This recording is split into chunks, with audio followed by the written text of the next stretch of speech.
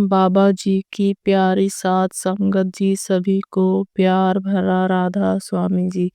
साध संगत जी, सतगुरु महाराज हमेशा फरमाते हैं कि इस पूरी सृष्टि का हर क्षण उस परम पिता परमात्मा की रजा में बंधा हुआ है। उसने जो भी समय बनाया है वह अपने आप में शुभ और पवित्र है।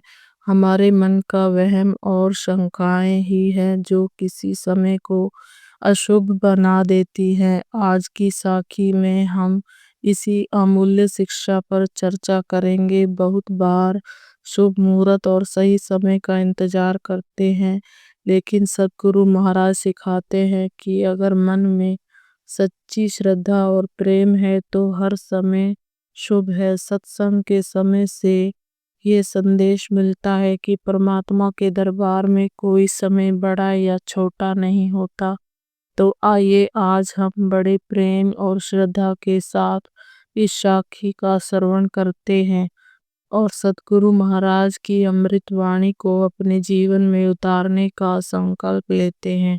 इस अमूल्य शिक्षा के जरिए हम समझ पाएंगे कि समय को शुभ बनाने का असली आधार हमारी श्रद्धा, प्रेम और भक्ति है। साथ संगत जी, ये बात उस समय की है जब बड़े ही महान और कृपालु सतगुरु हुआ करते थे।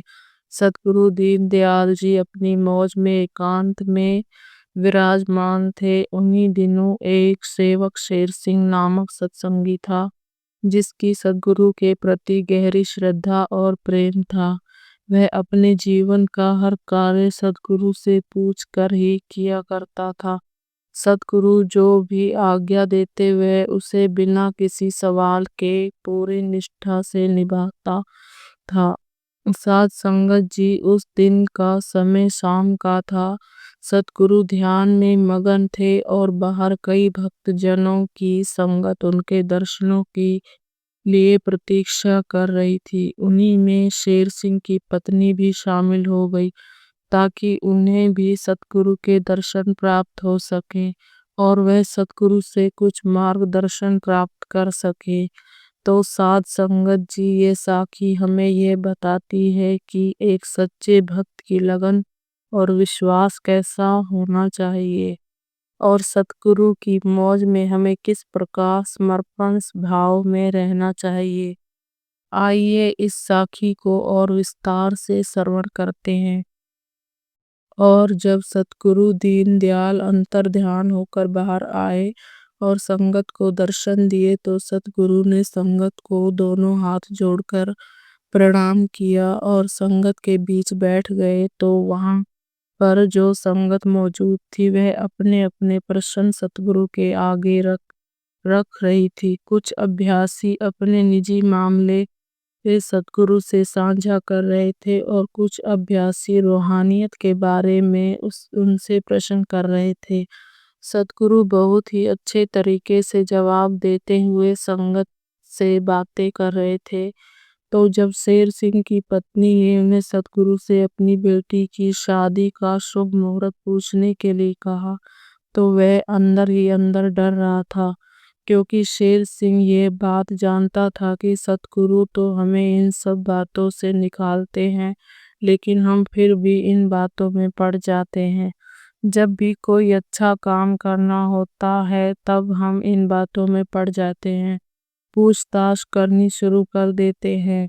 तो शेर सिंह सतगुरु से बात करने से डर रहा था, लेकिन उनकी पत्नी पीछे से उसे बोल रही थी कि आपको सतगुरु से अपनी बेटी की शादी का शुभ मुहूर्त पूछना चाहिए कि किस दिन हम अपनी बेटी की शादी रखें। तो साध संगत जी, शेर सिंह की सतगुरु से यह सवाल करने की हिम्मत नहीं हुई।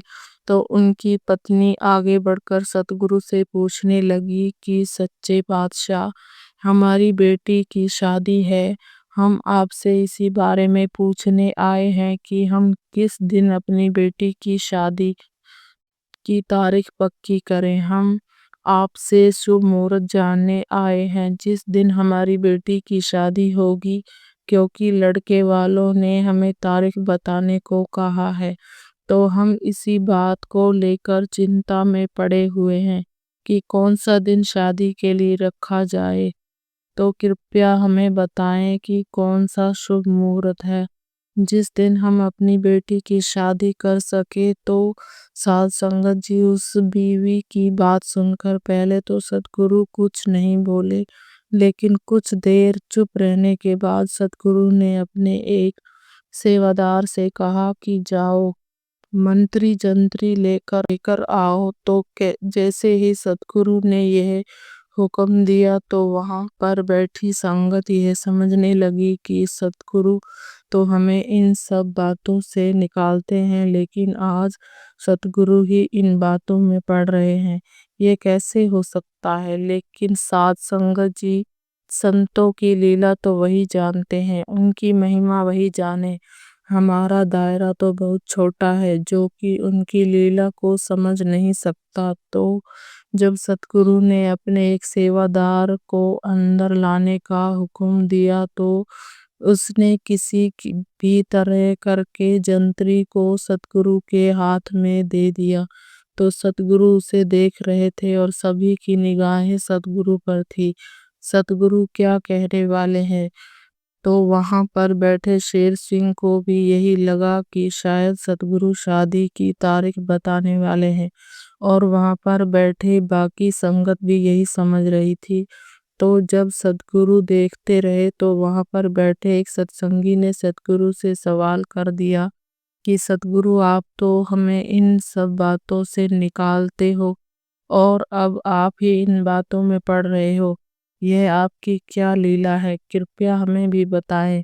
तो सतगुरु ने उस सत्संगी के प्रश्न का जवाब देते हुए कहा कि मैंने ये जंतरी इसलिए मंगवाई है ताकि मैं इस जंतरी में देख सकूं कि इसमें कौन से शुभ मुहूर्त बताए गए हैं और कौन से अशुभ मुहूर्त बताए गए हैं। और जो मुहूर्त अशुभ होंगे जिनको इस जंत्री ने अशुभ बताया है, मैं सबसे बुरा समय उसमें से देख लूंगा ताकि उस समय में अपना कोई काम कर सकूं। तो साध संगत जी सतगुरु की ये बात सुनकर सभी संगत हैरान रह गई कि सतगुरु यह क्या कह रहे हैं, जबकि हम तो कुछ और ही सोच रहे थे। तो वह सत्संगी फिर से सतगुरु से सवाल करते हैं कि सच्चे पातशाह, हमें कुछ समझ नहीं आया, कृपया आप हमें विस्तार से बताएं कि आप क्या कहना चाहते हैं। तो सतगुरु ने उस समय संगत को उपदेश दिया कि भाई इतनी बार तो सत्संग में समझाया जाता है कि हमें इन सब बातों में नहीं पड़ना, हमें इन सब बातों से ऊपर उठना है और नाम की कमाई करनी है, तब जाकर हम सत्संगी कहलाएंगे। लेकिन हम कहाँ मानते हैं, फिर भी उन्हीं बातों में पड़े रहते हैं जिनमें हमें नहीं पड़ना चाहिए। क्योंकि भाई मालिक के बनाए गए सभी मुहूर्त शुभ ही है, यहाँ पर शुभ और अशुभ की कोई बात नहीं है। ऐसा कोई भी मुहूर्त नहीं है जो अशुभ हो। क्या वह मालिक हमारे लिए कुछ अशुभ कर सकता है। वह हमारे लिए कोई चीज अशुभ क्यों बनाएगा। उसने तो सब कुछ शुभ ही शुभ बनाया है, लेकिन फिर भी हम नहीं मानते, हम फिर भी उन्हीं बातों में पड़ते हैं जिनमें पढ़ने से मना किया जाता है, जबकि ऐसा कुछ भी नहीं होता। मालिक की बनाई गई हर चीज शुभ है, उसकी बनाई गई चीज भला अशुभ कैसे हो सकती है। हमें विचार करने की जरूरत है। और साध संगत जी सतगुरु कहते हैं कि मैं इसलिए जंत्री से वह शुभ मुहूर्त ढूंढ रहा था जो कि इसके मुताबिक बताया गया है, ताकि उस अशुभ मुहूर्त में मैं अपना काम कर सकूं और लोगों को भी वही तारीख और मुहूर्त बता सकूं। और यह बात भी सच है कि अगर मैं इनको वह तारीख बता देता तो इन्होंने उसी तारीख को शुभ मानकर सभी कार्य करने थे, क्योंकि इनके अंदर यह विश्वास हो जाना था कि यह तो हमारे सतगुरु ने हमें दी है, यह तारीख हमारे सतगुरु ने बताई है। इस तारीख पर कुछ अशुभ हो ही नहीं सकता, जबकि ये किसी भी तारीख को अपनी बेटी की शादी कर सकते हैं, तब भी कुछ अशुभ नहीं होगा, क्योंकि जो उससे याद करके किसी कार्य की शुरुआत करते हैं उनके काम में विघ्न पड़ ही नहीं सकता।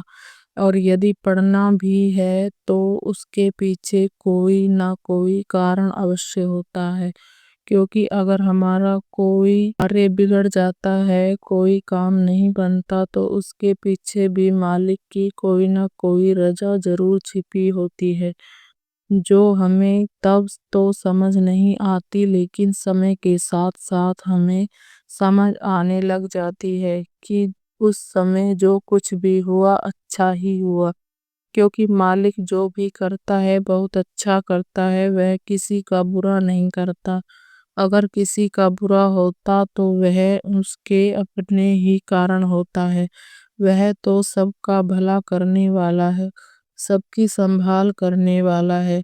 तो हमें उस मालिक की रजा को समझने की जरूरत है, उसके बारे में रहने की जरूरत है, और इन सब बातों से ऊपर उठकर उसके नाम की कमाई करने की जरूरत है।